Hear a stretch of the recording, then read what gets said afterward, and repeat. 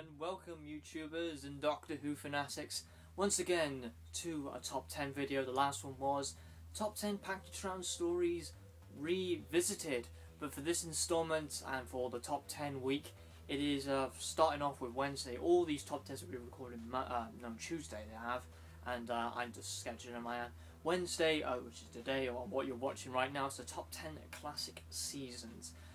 For Friday with the top 10 companions, and then for the third and final one for Saturday it's the top 10 monsters. And the original video of that, I removed it, so I've sort of changed it. It's sort of a revisited thing, but I've seen more monsters now, so it's changed. So starting off with number 10, it is season 11, which introduces with the starting off season 11, which is the Time Warrior. Season 11 in overall is a really good season, which introduces us to the companions Sarah Jane Smith and Jon Pertwee and Sarah Jane Smith. They do work pretty well. I prefer Sarah Jane with Tom Baker, if I'm honest, but still, they're both brilliant together and they still act really well together. And yeah, they still act like a father and daughter pretty much, I would say. It starts with the Time Warrior, and that is an absolute fantastic story again.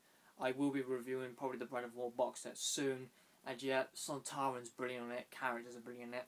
Invasion of the Dinosaurs, really unappreciated story. People just moan about the dinosaurs, and some people moan about Invasion of the Dinosaurs even though they haven't watched it, and just say, shit dinosaurs, shit story. Don't be a baby and just watch it, because it's actually a really good story and a very good plot. It's really good plot. It's definitely one of my honourable mentions to the Pertwee era. Very close to number 10, but I just think other stories can pull it off. Death to the Daleks, a very silly story, but still, it's a good Dalek story. It's the first Doctor Who DVD I got in my collection, and yeah, it's brilliant.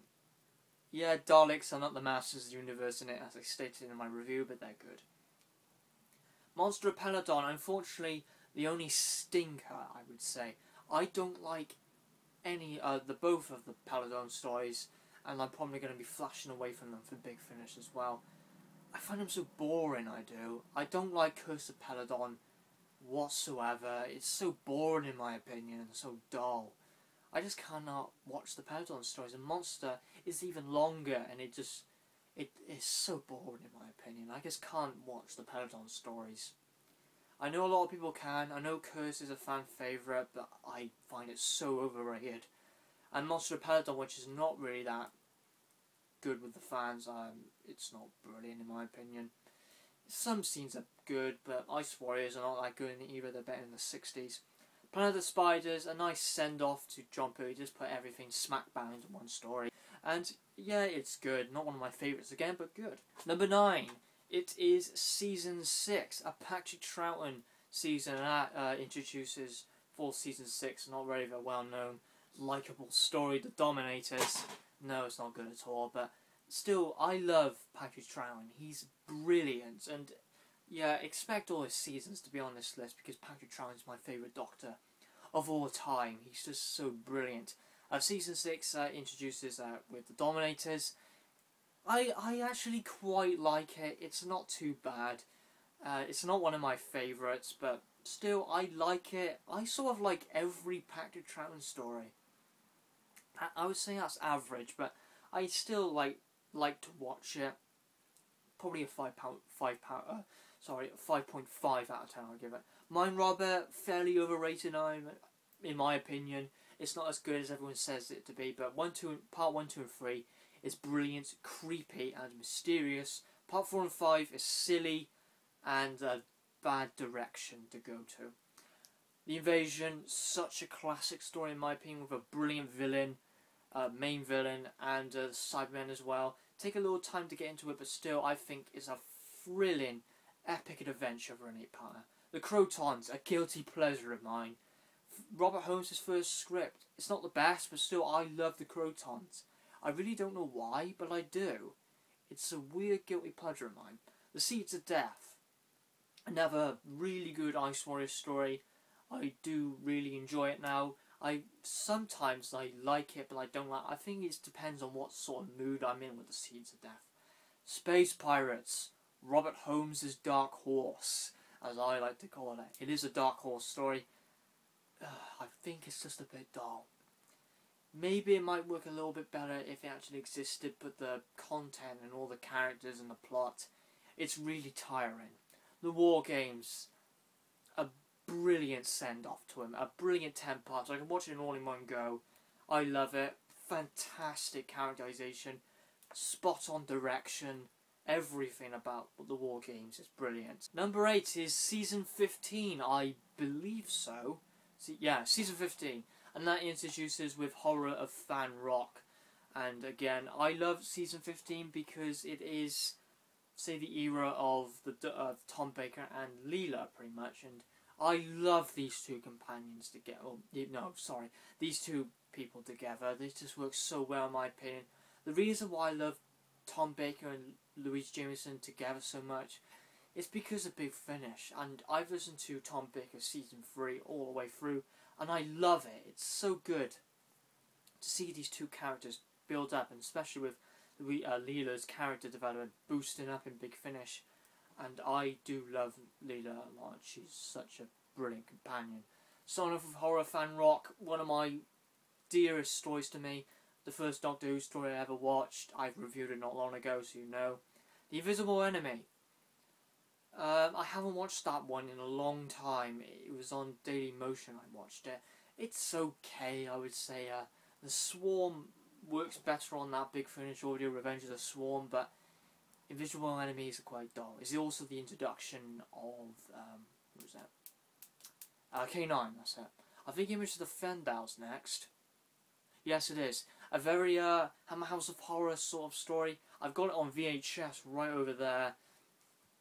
I think I removed my VHS collection of my channel, but yeah, Image of the Fendal, I really like it. It reminds me of Hammer House of Horror.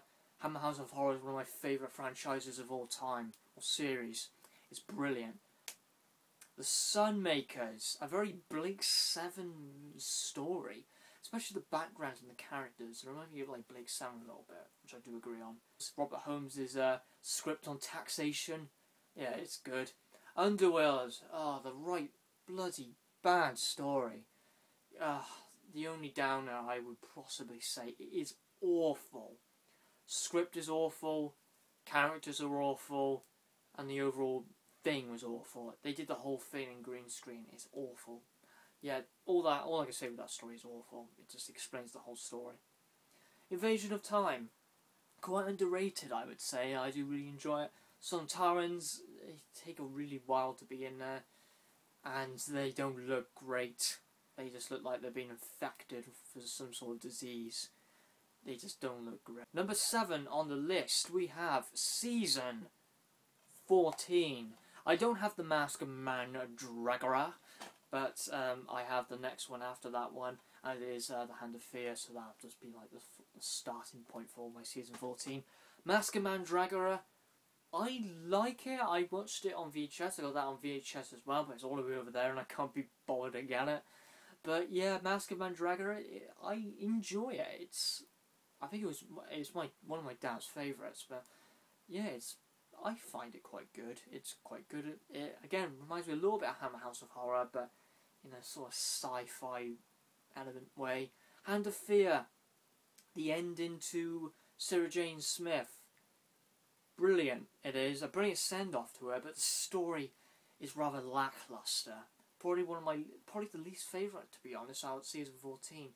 The whole story is very lackluster with a very one-dimensional villain. Eldred must die. Or in an audio, Eldred must live. Oh no, Eldred must live is another TV story. Eldred must die is in the Big Finish audio. The Face of Evil.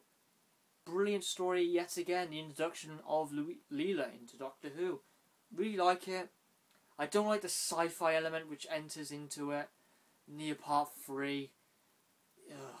I didn't like those people wearing those stupid outfits. They ruined it. Robots of Death. What a classic story. I don't really need to explain about it. It's absolutely fantastic. And the Talons of Weng-Chiang.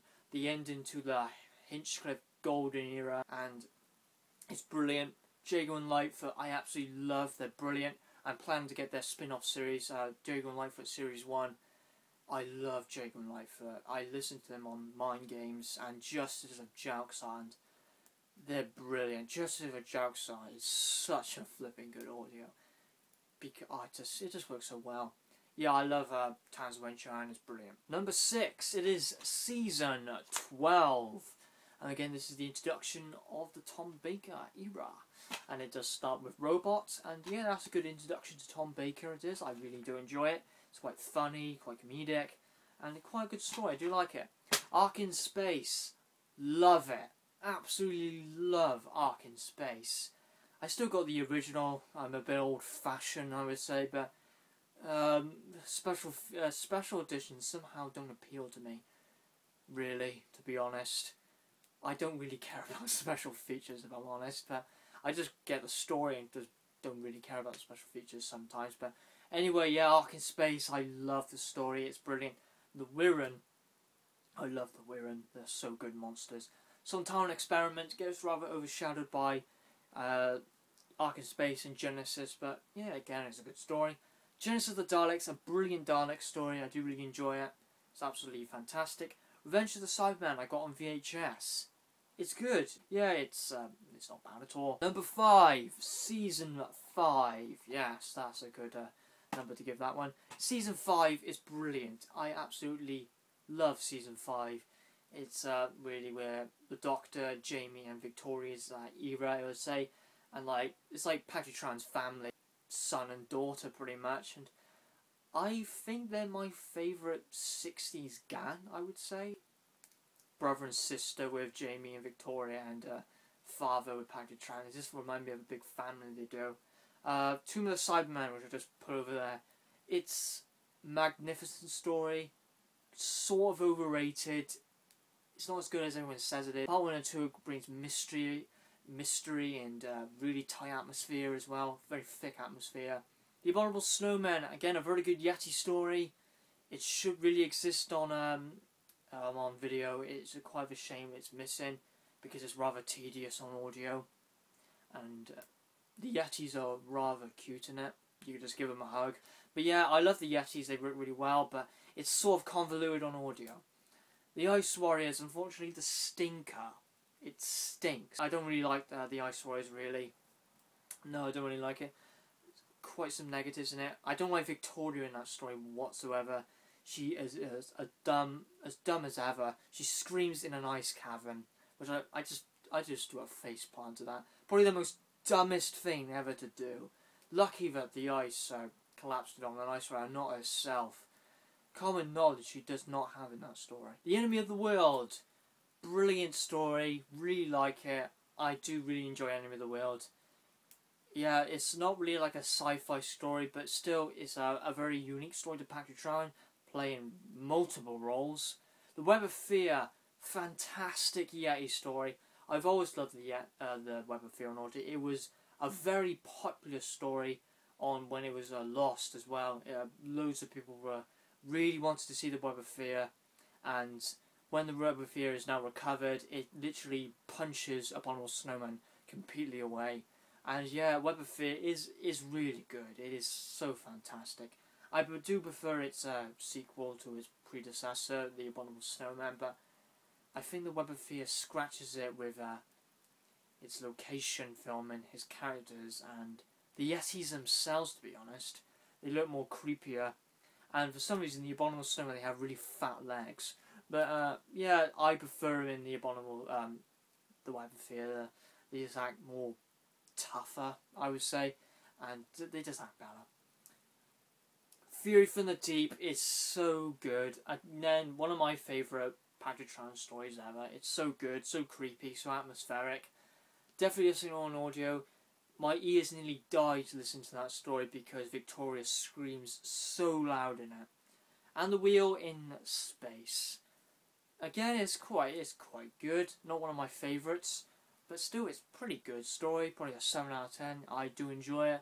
Maybe it will work a bit better if it actually existed, but the plots were rather complex a little bit, or hard to follow. Yeah, it's quite good. Number 4, Season 13. One of people's favourite seasons of all time. It's absolutely brilliant. Starts with Terror of the Zygons. It's so brilliant, it is. It's absolutely fantastic. Planet of Evil, unfortunately, the lowest of the low. It's probably my least favourite out of that one. Pyramids of Mars, I love it so much. It's absolutely brilliant. Android Invasion, again, a brilliant story. Unappreciated a little bit. People say it's quite dull, but I think it's so creepy at the start.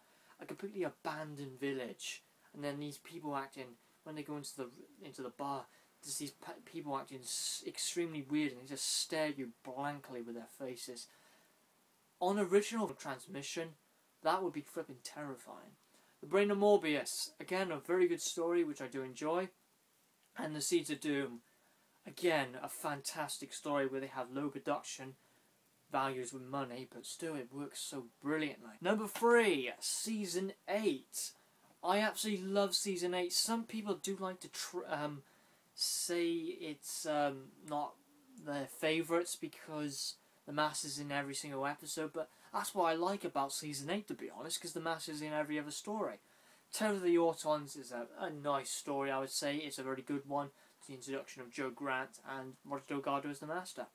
Mind of Evil is such a good story. One of my favourite stories ever. It's so unappreciated and overlooked by fans. It's brilliant. Claws of Axos, again, a brilliant story, which I do like. Colony in Space, again, when I've watched that now, I think I prefer it a little bit more now, which is good. So yeah, Colony in Space is getting boosted up. And The Daemons, again, a brilliant story, which I do really enjoy. Number 2, Season 4. Season 4, and yeah, all the Patrick Troughton seasons are in this list. And yeah, it's so brilliant. Let's go to Power of the Daleks, for example. The best Dalek story ever, the best introduction story, perhaps the best story of all time. It's fantastic. Power and Evil get a lot of rivaling. They do. People moan which story's better. But I do prefer Power for a couple of reasons. It's because the Daleks are more creepier, I would say, and they act like they're a massive army with Daleks conquer and destroy in Part 5. They just seem like, oh my god, they're just going to cause so much havoc. But even in the Daleks, they don't do that as much. But in this one, they do. And they just act so sly. And they just act, yeah, so sly. Probably why I prefer this one more. Highlanders. Brilliant story again. I do quite like it on audio. It would be nice to see that one. That will really make Fraser Hines' day. Underwater Menace. And if you did not know, that is confirmed for a DVD release in 2015. About bloody time, BBC. But you said something. That trailer was in February. And it's coming out in 2015. Put your act together with the classics era. Underwater Menace is a bit of a slop dog, really. Perhaps it might be better if I watch it on DVD rather than the audio. The Macro... oh no, what's after the Underwater Menace? The Moonbase. Alright, yeah. Fan-bloody-tastic story. One of my favourite stories of all time again. And again with Cyberman stories as well. It's brilliant. Love it. Cybermen at their most creepiest, I would say. Macro Terror. It works really well on audio, it does. Really creepy and really atmospheric. But I don't think it deserves to be a TV story because the crabs are not good. The Macra are not good. They're lumbering creatures which cannot move. And the attacking scenes would be really awkward. They would. The Faceless Ones. Brilliant story. Again, I do really enjoy it. Won't go too much into detail, but it's a very mysterious story as well, with the chameleons as well. Brilliant story, definitely listen to that on audio. And Evil the Daleks to send it off. A fantastic, epic end to the Daleks. It's absolutely fantastic as well. I do love every single bit about it. There's one thing I don't like about it. With just show Power of the Daleks, they do use cardboard layouts for Daleks in the background. They don't move, so they're in the background, so it's sort of acceptable. But things rather bug me like that. But in the ending scene, they use toy Daleks, and the whole ending looks a little disjointed. And that scene doesn't exist. It's in season 7, where the Daleks they get the human factor, and they sort of freak out they do, and in some scenes they use toy Daleks, and it makes the ending scene a little disjointed. But that's my only little criticism of Evil Daleks. Overall, it's a fantastic story, and my second favourite Dalek story ever. And it probably will stay like that, to be honest. I don't think any other Dalek story will beat it. Neither Power either. So yeah, coming to number 1, I think some people will know it. Season 7. The best season ever, in my opinion. It's fantastic. Basically, Season 7, pretty much, is where the Doctor, starts the third Doctor's era, has been exiled to Earth from the events of the War Games, and now he is forced to be their scientific advisor for units to have the shelter, the food, and the resources to break out of exile and get his TARDIS working again. So he doesn't really want to work with UNIT or stay on Earth. He's really getting annoyed, really frustrated to stay on Earth. He really wants to go and see the universe, but he's basically stuck. Basically, like the Earth is his prison. So yeah, that's what I really like about Season 7. Starting with Spearhead, it's a really good story. I do really enjoy it. It's absolutely fantastic start to the Purple Era. Doctor Who and the Silurians, a fantastic, inconceivable story of mine. I love Silurians so much. There's nothing wrong with it, in my opinion. Solid 10, not golden 10, or over 10, I would say. But yeah, I still love it. Ambassadors of Death, probably the most sloggiest one, but still, it's still really good. I enjoy it. And Inferno, a granddaddy story. It's absolutely brilliant. So yeah, that ends the Doctor Who Top 10 Classic Seasons. And yeah, for the next one, it will be for Friday, the Top 10 Companions. So I will see you in that Top 10 for Friday. And take care and bye for now. And yep, have a good one.